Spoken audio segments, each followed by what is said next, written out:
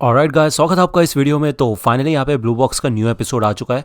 भाई किसी वेबसाइट पे नहीं मिलता, नेटफ्लिक्स का सब्सक्रिप्शन है, उस पर 9 एपिसोड आए हैं। क्योंकि यार जब एपिसोड रिलीज़ होता है उसके एक हफ्ते बाद जाके नेटफ्लिक्स पे आता है, तो एक हफ्ते का तो वेट करूंगा नहीं।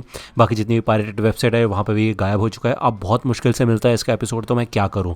तो अगर किसी को कोई अच्छा सोर्स पता है तो ज़रूर मुझे कमेंट सेक्शन में बताना, ठीक है ना। चलिए फिर ये वीडियो शुरू करते हैं। अब जैसे कि आपको याद होगा, लास्ट एपिसोड के एंड में यहाँ पे गलती से ये दोनों फिसल गए थे और चिनात्सु इधर टाइकी के ऊपर आ जाती है। वो यहाँ पे अपना हाथ आगे बढ़ाती है और जो टाइकी के सर पे पट्टी लगी होती है वो देखती है कि यार ये छूटने लगी है। जिसके बाद वो उसे कहती है कि अब तुम्हें सो जाना चाहिए। अब ये बोलकर वो तो यहाँ से निकल जाती है। तो टाइकी सोचता है कि अब वो ऐसे सो कैसे सकता है। एनीवे सारी उम्मीदें मिट्टी में मिल जाती हैं, ठीक है। और ये जो शक्ल बना के लेटा है यहाँ पे टाइकी, वैसी शक्ल सारी ऑडियंस की भी बन जाती है। यहाँ पे हमें अगले दिन का सीन दिखाया जाता है। अब ऑब्वियसली बात है, उसकी मॉम उसका टेम्परेचर फिर से चेक करती है और यहाँ पे ऑलमोस्ट वो रिकवर हो चुका होता है। उसकी मॉम कहती है कि तुम चाहे तो रेस्ट ले सकते हो, लेकिन टाइकी कहते हैं नहीं, मैं प्रैक्टिस पे जाऊंगा। तो उसकी मॉम कहती है कि वैसे तुम और चिनात्सु दोनों ही काफी ज्यादा प्रैक्टिस कर रहे हो और हार्ड वर्क कर रहे हो। तो यहाँ पे जब स्कूल जा रहा होता है टाइकी, तो वो पिछली रात को याद करता है कि चिनात्सु के बालों के शैम्पू की खुशबू कैसी थी, उसका वेट कितना हल्का था, और ये सारी चीजें जब वो याद कर रहा होता है तो वो यहाँ पे चिल्लाने लग जाता है और नीचे बैठ जाता है, क्योंकि वो भाई कुछ नहीं कर पाया। वो कहता है भाई ये सब गलत है।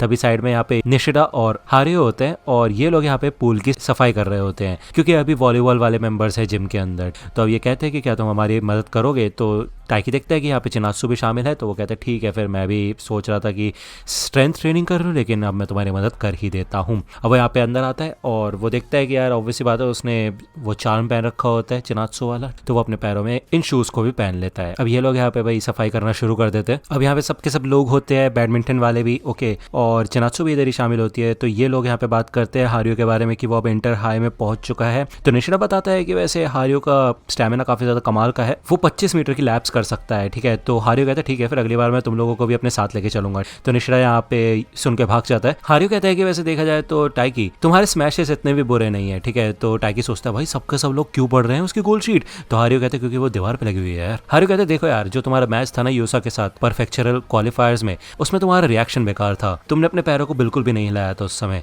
देखो मेरे को कोई फर्क नहीं पड़ता कि तुम सिंगल मैच हार गए या नहीं, लेकिन तुम्हें छोटी छोटी बातों पर डिस्करेज नहीं होना चाहिए, डिमोटिवेट नहीं होना चाहिए, है ना ची सेनपाई। तो यहाँ पे पीछे से चिनात्सु जा रही होती है और चिनात्सु कहती क्या, किस बारे में बात कर रहे हो तुम। तो हारियो कहता है कि आज का मौसम अच्छा हो रहा है कि नहीं।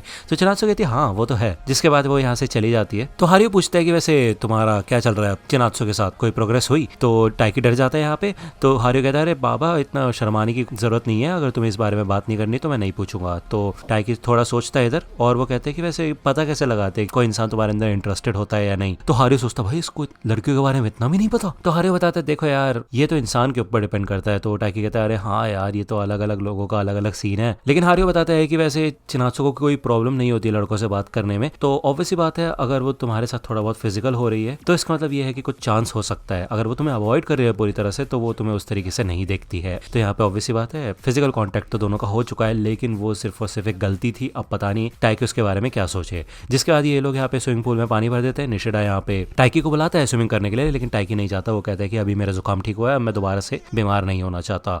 तो वो यहाँ पे आता है रूम में इन ब्रूम स्टिक्स को रखने के लिए। तो इधर चिनात्सु भी शामिल होती है और वो कहती है कि तुम्हारे सीनियर्स काफी कमाल के है ना, तुमसे जबरदस्ती साफ सफाई करा ली उन्होंने। तो यहाँ पे टाइकी तो बहुत ज्यादा नर्वस हो रहा होता है, क्योंकि ये दोनों यहाँ पे इस कमरे में अकेले होते हैं। यहाँ पे चिनात्सु के जाने से पहले टाइकी शुक्रिया अदा करता है चिनात्सु का कि कल उसने उसका ध्यान रखा था, है ना, उसको सूप वगैरह बना के दिया था। ओके, तो चिनात्सु कहती है ओह कल की बात, शुक्रिया।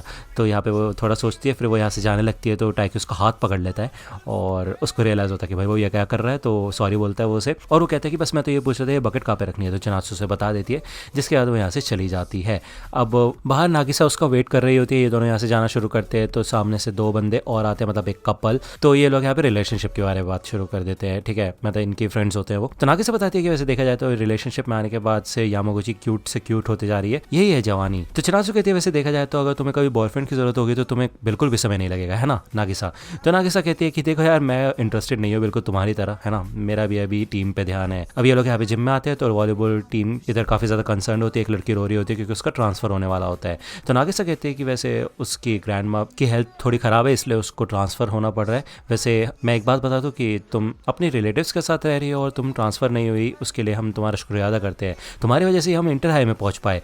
तो चिनात्सु कहती है अरे नहीं नहीं ऐसी बात नहीं नहीं है। नागिसा कहती है कि वैसे अगर जिस जगह पे तुम रह रही हो वहाँ पे भी कोई लड़का हो अच्छा हॉट सा तो तुम्हारा भी काम बन जाएगा रिलेशनशिप का, है ना। तो चिनात्सु यहाँ पे खांसने लगती है एकदम से, और नागिसा कहती है कि देखो यार ये तो नॉर्मल सी बात है, अगर किसी लड़के के साथ तुम रहोगी और किसी के साथ क्लोज हो जाओगी तो ये सारी फीलिंग्स आना बनता ही है कि नहीं। यहाँ पे हमें घर का सीन दिखाया जाता है और इधर टाइकी की मॉम ने बारबेक्यू ग्रिल लगाया होता है, ये सब के सब भाई एंजॉय कर रहे होते हैं, खा पी रहे होते हैं। टाइकी के डैड यहाँ पे वेजिटेबल्स कट करने के लिए अंदर आते हैं, तो चिनात्सु यहाँ पे उसकी हेल्प करने के लिए अंदर आती है। ये दोनों यहाँ पे कन्वर्सेशन शुरू कर देते हैं। ओके, टाइकी के डैड बताते हैं कि वैसे मैं काम की वजह से हमेशा बाहर ही रहता हूँ तो मैं तुम्हारे साथ ज़्यादा बातचीत नहीं कर पाया, तो बताओ फिर कैसे चल रहा है सब कुछ, तुम्हें यहाँ पे कोई प्रॉब्लम तो नहीं है। वैसे देखा जाए तो जब मैंने यूकिको से इसके बारे में बात की थी कि तुम्हें यहाँ पे रखने के, तो उस समय यूकिको ने कहा था कि जो तुम्हारे ये 2 साल है वो काफ़ी ज़्यादा इंपॉर्टेंट है और उसके सामने हमारे ये 2 साल कुछ ज़्यादा खास नहीं है और हमें एज एन एडल्ट तुम्हारा सपोर्ट करना चाहिए। तो उसने मेरे को काफ़ी अच्छे तरीके से मना लिया, और जब मुझे पता चला कि तुम इंटर हाई में आ चुके हो तो मेरे को काफ़ी ज़्यादा प्राउड फील हुआ तुम्हारे ऊपर। तो ठीक है, फिर ऐसे आगे बढ़ते रहो और हम इंटर हाई में भी जीत जाएंगे, है कि नहीं। तभी यहाँ पे टाइकी अंदर आ जाता है और वो कहता है कि मॉम याकिसोबा के लिए नूडल्स मांग रही हैं। तो यहाँ पे जब उसके डैड चेक करते हैं तो वो नूडल्स नहीं होते और वो डर जाता है कि भाई अब क्या करेंगे यार, दिक्कत वाली बात हो जाएगी। तो यहाँ पे चिनात्सु कहती है चिंता मत कीजिए मैं लेके आ जाऊंगी। तो टाइकी के डैड उसको कहते हैं कि तुम भी इसके साथ जाओ, एक लड़की को हम अकेले यहाँ पे रात में नहीं भेज सकते, है ना। तो टाइकी तो थोड़ा सोच में पड़ जाता है, तो वो कहता है कि चिंता मत कीजिए फिर मैं ही लेके आ जाता हूँ अकेला। तो टाइकी के डैड कहते हैं देखो बात वो नहीं है, ठीक है ना। तो चिनात्सु कहती है हे टाइकी चलो चलते हैं। ये दोनों यहाँ से निकल जाते हैं। टाइकी की मॉम पूछती है कि वो दोनों कहाँ गए, तो उसके डैड बताते हैं कि वो शॉपिंग के लिए गए हैं। टाइकी की मॉम पूछती है वैसे तुम्हें तो मैंने आज से पहले कभी चिनात्सु से बात करते हुए नहीं देखा, ये तो काफ़ी रेयर है। तो उसके डैड बताते हैं कि वैसे देखा जाए तो वो 1 ही साल बड़ी है टाइकी से, लेकिन बहुत ज़्यादा मेच्योर है और कुछ ज़्यादा ही सीरियस भी। अब इन लोगों ने यहाँ पे सारा सामान ले लिया होता है। टाइकी मन में सोचता है भाई चलो आधा काम तो हो गया, अब आधा काम बचा है, यहाँ से घर भागते हैं। अब घर जाते जाते यहाँ पे चिनात्सु को आइसक्रीम खाने का मन करता है, लेकिन वो सोचती है कि यार याकिसोबा खाएंगे ये लोग तो फिर आइसक्रीम कैसे खाएंगे। तो टाइकी कहते हैं देखो कोई बात नहीं, तुम ये खा सकती हो और वो भी खा सकता है, ठीक है। तो ये दोनों यहाँ पे खाना शुरू कर देते हैं आइसक्रीम और जाते हैं घर। चिनात्सु कहती है कि वैसे तुम बिल्कुल अपनी मॉम की तरह हो, और चिनात्सु खुद का बताती है कि जब उसने फर्स्ट टाइम अपने डैड से बात की थी तो उसके डैड ने बस यही बोला था कि अच्छा ऐसी बात है क्या, जब उसने बताया था कि वो टाइकी के घर पे रहना चाहती है। ओके, हो सकता है कि उसकी मॉम ने पहले से उसके डैड से बात कर रखी हो इसलिए कुछ ज़्यादा रिएक्शन ना हो, लेकिन ये बात है कि उसके डैड ठीक से कम्युनिकेट नहीं कर पाते, कुछ ज़्यादा बातचीत नहीं करते। अब ये लोग यही बातें करके जब आगे जा रहे होते हैं तो पीछे से एक गाड़ी आती है, उसको बचाने का टाइकी उसको अपने पास खींच लेता है और ये दोनों फिर से टकरा जाते हैं। अब टाइकी सोचता है यार एक बार और उसने फिर से उससे बिना पूछे उसको टच किया, ये तो गलत है। तो टाइकी कहता है कि मैं उस साइड चलता हूँ जहाँ से ट्रैफिक आता है। तो इससे पहले कि वो आगे बढ़े चिनात्सु उसको रोकती है और कहती है कि हे टाइकी, जो उस दिन हुआ जिस दिन तुम्हें फीवर था याद है ना, मैं चाहती हूँ कि हम दोनों उसको भूल जाएं। हम दोनों एक ही घर में रह रहे हैं और हम दोनों के बीच में ये सब नहीं होना चाहिए, ये गलत बात है। अब मैं आगे से ध्यान रखूंगी कि ऐसा कुछ भी ना हो, मुझे भी अपनी लिमिट्स पता होनी चाहिए। ये बोल के वो यहाँ से चली जाती है। तो टाइकी की सोच में पड़ जाता है, वो सोचता है कि क्या इसने हम दोनों के बीच में एक लाइन बना दी क्या। यहाँ पे ये लोग घर पे आ जाते हैं और टाइकी यही सोचता है कि पहले तो चिनात्सु ने उसको इतने बड़े बड़े गोल्स बनाने के लिए बोला और अब खुद हम दोनों के बीच में डिस्टेंस बना दिया, ठीक है। यहाँ पे हमें अगले दिन स्कूल का सीन दिखाया जाता है। इनकी छुट्टियों की अनाउंसमेंट हो जाती है कि वेकेशन आने वाली होती है। तो यहाँ पे काफी उदास बैठा होता है टाइकी। हीना और क्यों यहाँ पे आते हैं और हीना प्लान बनाती है कि तुम इतनी ज्यादा चिंता कर रहे हो तो हम सैटरडे के बाद मिलेंगे और एक साथ बैठ के हॉलीडे होमवर्क करेंगे, ठीक है। तो यहाँ पे कुछ और दोस्त होते हैं, वो भी आके तैयार हो जाते हैं हॉलीडे होमवर्क करने के लिए। ये लोग जब यहाँ से जा रहे होते हैं तो नीचे से चिनात्सु जा रही होती है, हीना उसे देखती है और ये दोनों एक दूसरे को हाय बोलते हैं, लेकिन टाइकी यहाँ पे नीचे बैठ चुका होता है। अब हीना पूछती है कि तुम छुप के रहे हो, तो टाइकी ये सारी बातें इन दोनों को बता देता है और वो कहते हैं चलो चिंता वाली बात नहीं है, चलते हैं प्रैक्टिस पे। ये लोग आगे बढ़ते हैं, लेकिन हीना थोड़ा सोच में पड़ जाती है। तो ये एपिसोड यहीं पे खत्म होता है। नेक्स्ट एपिसोड भाई जितनी जल्दी आ जाएगा डाल दूंगा, जहाँ पे भी अवेलेबल होता है। थोड़ा अपडेट कर देना मेरे को सोर्सेस इंस्टाग्राम पेज पे, ठीक है। अगर वीडियो पसंद आए तो लाइक करना, सब्सक्राइब कर लो अगर चैनल पे नए हो तो। मिलता हूँ आपसे अगली वीडियो में, तब तक के लिए गुड बाय।